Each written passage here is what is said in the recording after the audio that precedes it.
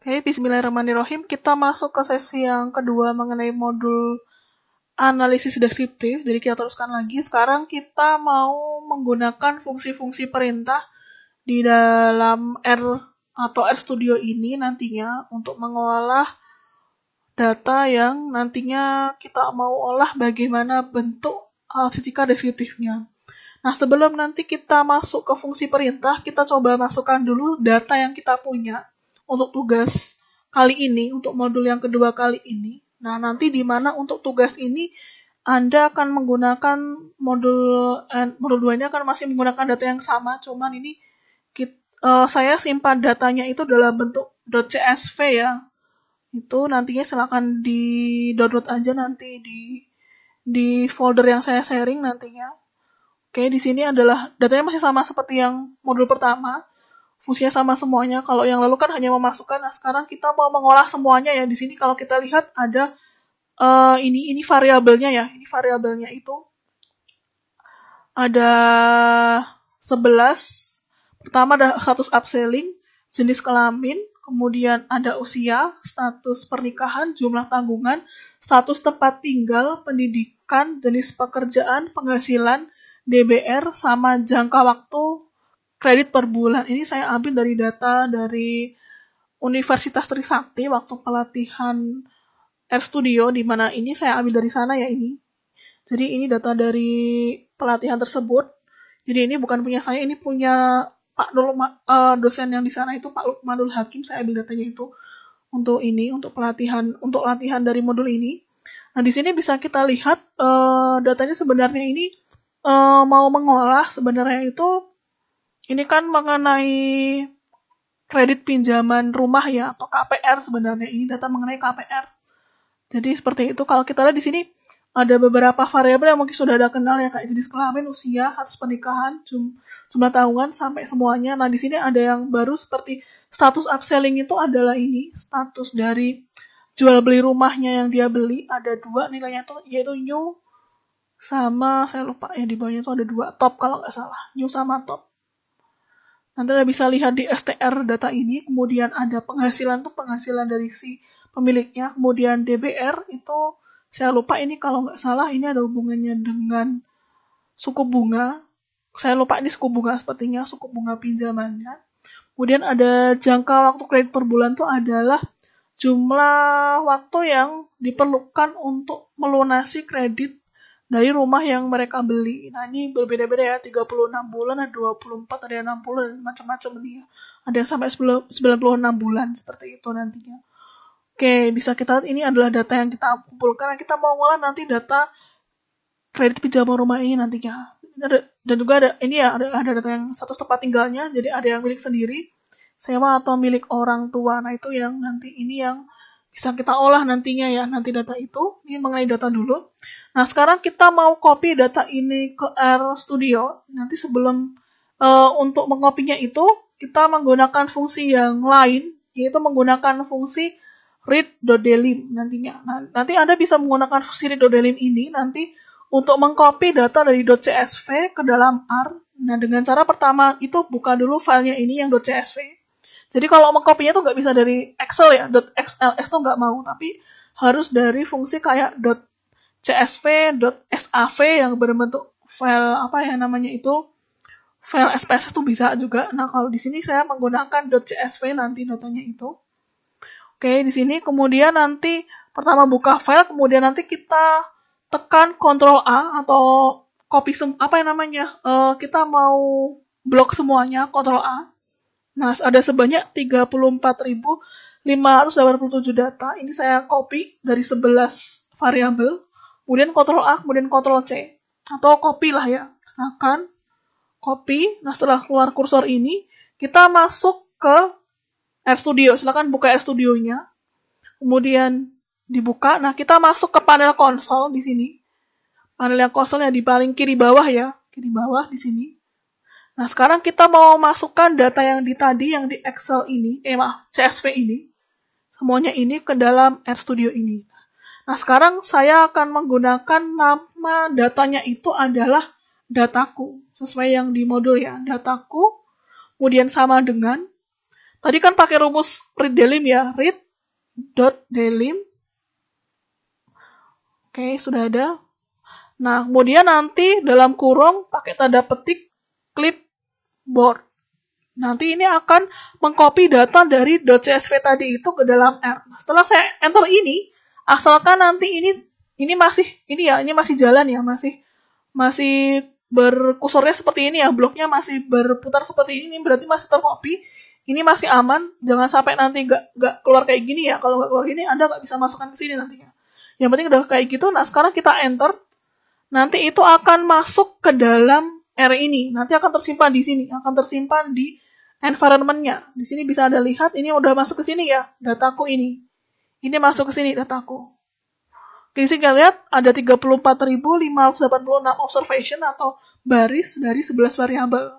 Udah masuk semuanya berarti ya. Nah, sekarang setelah masuk, kita akan coba lihat isi datanya itu dengan fungsi view dalam kurung nama datanya. Nama saya dataku kan ya. Nama datanya. Oke, dataku di enter. Nah, sekarang akan keluar di sini. Di panel source di sini itu bisa kita lihat. Sini adalah tabelnya sudah masuk semua. Semua variabelnya masuk ya. Semuanya 11-nya masuk. Bisa Anda lihat di sini. Nah, sampai tabel baris yang paling bawah ya. Masuk semuanya, sudah masuk ke sini. Nah, udah masuk. Nah, sekarang oke. Sekarang kita setelah sudah memasukkan tuh berarti Anda sudah berhasil memasukkan datanya ke dalam RStudio. Nah, sekarang kita akan coba mengecek. Kita akan masuk ke bagian yang berikutnya, yaitu setelah masuk tuh nanti, nah kalau sudah masuk, ini gambarnya seperti ini ya, ini keluarannya. Kemudian nanti kita akan masuk dari penggunaan statistika deskriptif pada R ini. Nah, nanti di sini sebenarnya untuk penggunaan perintah R pada bagian ini itu ada banyak nantinya untuk perintahnya itu. Nah, perintah umumnya itu dia menggunakan summary secara umum. Selain itu juga dia bisa mengeluarkan histogram atau plot berbentuk bar yang di dalam R ini nantinya. Nah, sekarang kita masukkan dulu ke perintah yang umum mengenai nanti seperti tadi perhitungan rata-rata, min, kemudian nanti perhitungan yang penting-penting untuk menganalisa data dari sini seperti itu nantinya, median maupun nanti modus, nantinya kita coba lihat seperti apa fungsinya, tapi kita nggak pakai semua, kita pakai yang penting ya, yang bisa digunakan untuk mengolah statistika deskriptif dalam data ini. Oke, kita masuk dulu nanti sebelum masuk ke perintah yang mengenai statistika deskriptif di dalam R, kita coba dulu cek bagaimana bentuk data atau tipe data yang ada dalam dataku ini. Nah, sekarang kita pakai perintah str kurung buka dataku, enter. Oke, kita dapatkan ini. Kita dapatkan ternyata ini itu adalah tipe data yang dari dataku ini adalah berbentuk data frame. Seperti yang dijelaskan di modul pertama ya, bentuknya data frame. Ada sebanyak 34.500 sekian data dari 11 variabel, di mana bisa kita lihat untuk kolom pertama berisi, atau variabel pertama berisi status.upselling.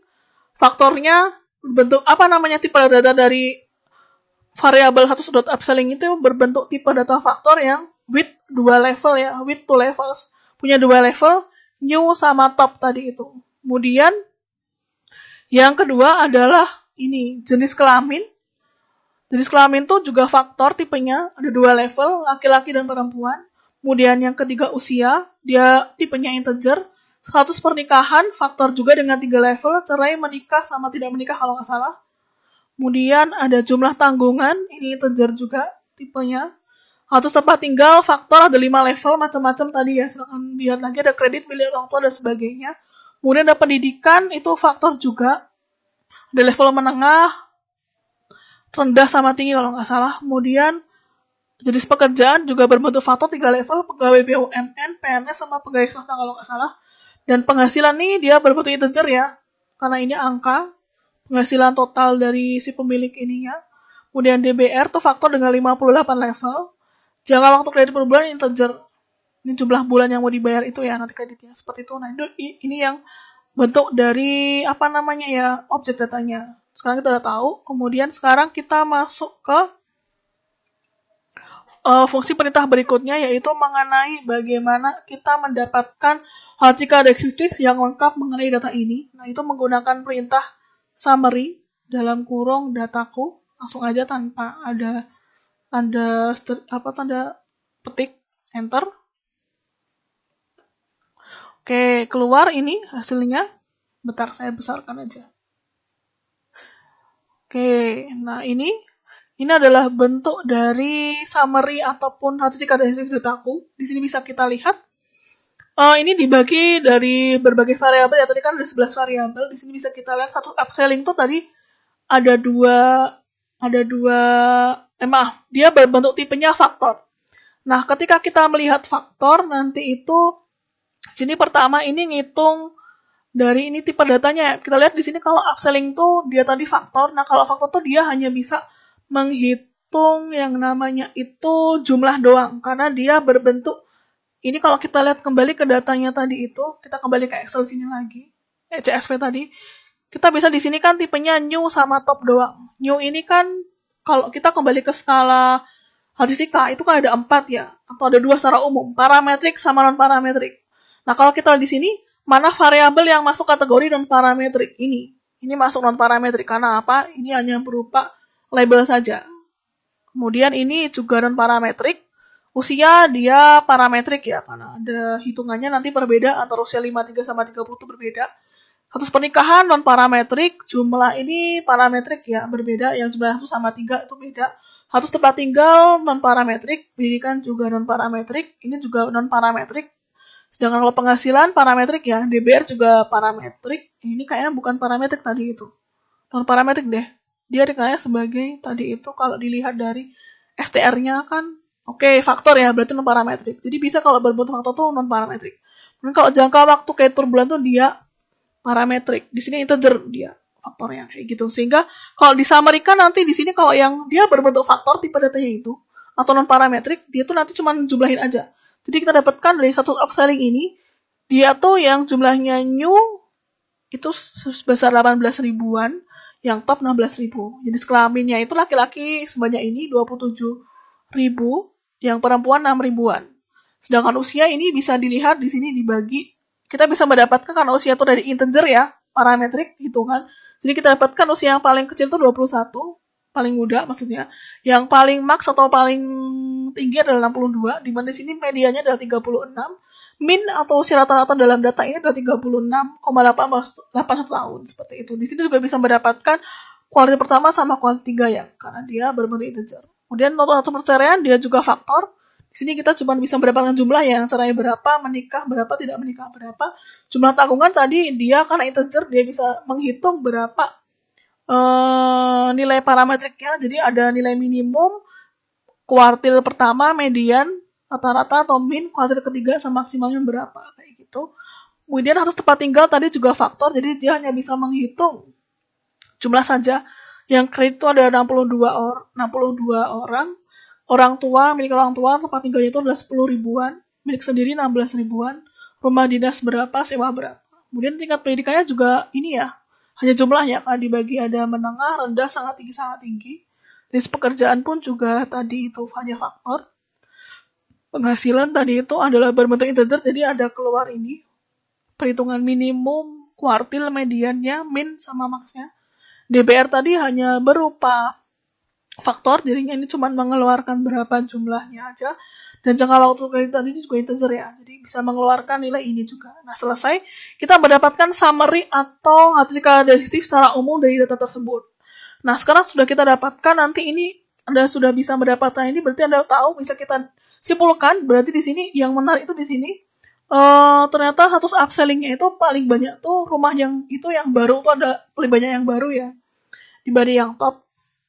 Kemudian kalau yang di sini yang punya rumah itu banyakkan laki-laki, usia yang paling muda yang membeli rumah itu ada 21, yang punya rumahnya yang paling tua itu adalah 62 untuk respondennya maksudnya. Dan usia rata-ratanya adalah 36 tahunan. Kemudian pernikahannya ini bisa dilihat ada yang cerai, menikah sama tidak menikah. Ternyata yang menikah 26 ribuan, yang belum menikah 7 ribuan, yang cerai 500-an. Sedangkan kita lihat jumlah tanggungan yang paling besar adalah 11 orang di sini.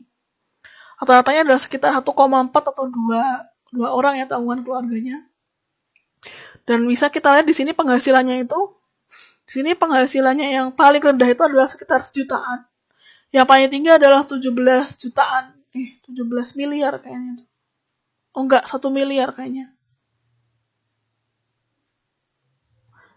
Oh maaf, 170 juta. Ini yang paling besar 170 juta. Sehingga rata-rata kita dapatkan sekitar 6 jutaan. Ininya. Ini untuk datanya di daerah Jakarta ya. Ini. Gitu.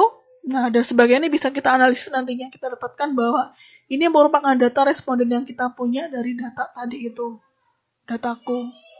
Oke, sekarang setelah kita dapatkan STR-nya, dari summary-nya, sekarang kita masuk bagaimana untuk menghitung rata-rata. Nah, di sini kita lihat, di sini untuk menghitung rata-rata itu adalah yang berbentuk integer ya. Jadi kalau ketika Anda mau menggunakan perintah min atau rata-rata, itu Anda hanya bisa menggunakan nanti untuk variabel yang ini, tipenya integer. Di usia, di jumlah tanggungan, kemudian di penghasilan, sama jangka waktu kredit per bulan. Ini Anda bisa menggunakan ini aja. Selain itu Anda nggak bisa menggunakan min. Kenapa?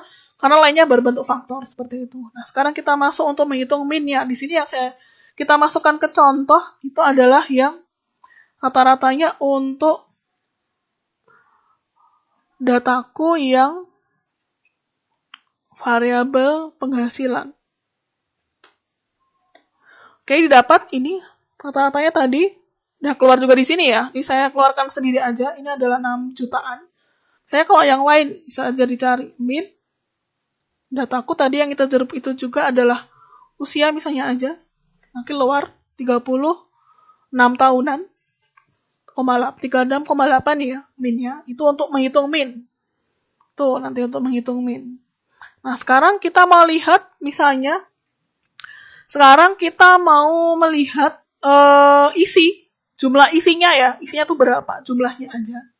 Itu menggunakan perintah tabel, diikuti tanda tadi, tanda dolar, sama baru variabel yang mau kita olah, isinya tuh apa. Misal di sini saya mau mencari jenis kelaminnya tuh isinya berapa sih. Nah, sekarang kita masuk ke ARP, kemudian pakai perintah tabel, burung buka, dataku, tanda dolar, nah jenis kelamin, saya pengen tahu. Oke, di sini kita dapatkan dari sini dapatkan bahwa laki-laki itu jumlahnya 27 ribuan, perempuan 6 ribuan. Ini untuk perintah yang menggunakan ini ya komposisi, maksud saya komposisi jumlahnya itu berapa isinya itu. Anda juga bisa gunakan untuk yang lain. Misalnya saya pengen tahu tabel untuk yang dataku. Ini dipakai untuk yang faktor ya, yang upselling misalnya aja. Berapa? Oke, yang new ada segini, 18.000 top segini. Bisa Anda gunakan di sini untuk tabel, untuk melihat komposisinya nantinya itu. Kemudian kalau kita bisa gunakan juga fungsi perintah tabel ini dalam bentuk proposisi nantinya, atau persentasenya. Nah, ketika mau pengen tahu presentasinya dalam bentuk proporsi ini, Anda bisa gunakan perintah ini, prop.tabel diikuti dalam kurung tabel tadi ini apa. Oke, misalnya tadi jenis kelamin ya, maka saya akan gunakan prop.tabel, kemudian tabel, dataku, maaf salah, jenis, nah ini, enter, oke, dapatkan proporsinya di sini, yang laki-laki 0,8, yang perempuan 0,19, berarti 80% laki-laki dan 19% perempuan datanya. Kita bisa pakai pula di yang lain, misalnya prop.tabel, kemudian tabel, dataku, misalnya yang harus upselling, kita lihat berapa. Oke, di sini kita lihat yang new 0,52 ya 52% ya, yang top 47%, 0,47 ini proposisinya. Untuk lihat proposisi dari tabel ini ya. Kemudian selain itu Anda bisa menggunakan pula perintah tabel nantinya untuk membuat tabel kontingensi di mana akan kita kombinasikan dua kolom atau dua variabel ya nantinya. Nah, ini sama, misalnya saya mau melihat hubungan antara variabel atau objek data antara jenis kelamin sama upselling. Nanti untuk list perintahnya seperti ini nantinya. Tabel diikuti nama datanya, kemudian dolar. Kolom yang pertama yaitu jenis kelamin, kemudian koma, dataku, dolar, atau upselling. Nah, sekarang kita lihat bagaimana bentuk tabelnya nanti. Tabel, Kemudian dataku yang pertama tadi jenis kelamin kan ya, jenis kelamin. Dan kita gabung sama dataku dolar upselling. Enter. Oke, kita dapatkan hasilnya ini. Kita bisa lihat di sini adalah bagian yang jenis kelamin untuk yang baris, yang kolomnya di sini adalah yang harus upselling. Anda bisa balik terserah, boleh. Ini kalau ada balik dulu harus upsellingnya di depan, berarti nanti di sini adalah harus upselling. Di sini nanti yang jenis kelamin seperti itu, nggak masalah nanti duluan yang mana. Tapi bisa kita simpulkan di sini, yang dia jenis kelaminnya laki-laki yang punya rumahnya upsellingnya new atau yang baru itu ada sekitar 14.000. Yang top 13 ribuan. Yang perempuan itu yang new 3 ribuan, yang top 2 ribuan. Ini bisa kita lihat seperti ini. Kita juga bisa misalnya yang lain. Kita gunakan untuk yang kompetensi yang lain. Misal dataku, kemudian kita pakai misal dari arus pernikahan ya. Sama dataku harus upselling. Misalnya aja. Oke, kita dapatkan ini.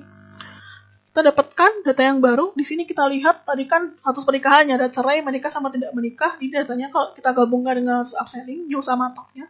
Jadi kalau yang cerai itu yang punya rumahnya new itu kategori yang new adalah 294, yang top 256.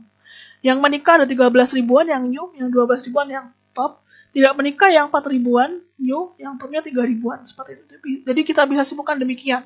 Anda bisa gunakan nanti untuk menggunakan yang lain ya. Ini untuk dua kombinasi data nanti ya, dua kombinasi variabel untuk yang ini, perintah yang ini nantinya.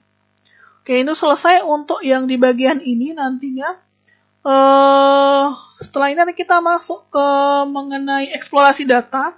Nanti ini untuk mengeluarkan berbagai jenis visualisasi plot atau histogram nantinya di dalam R. Oke, sampai sini dulu. Terima kasih.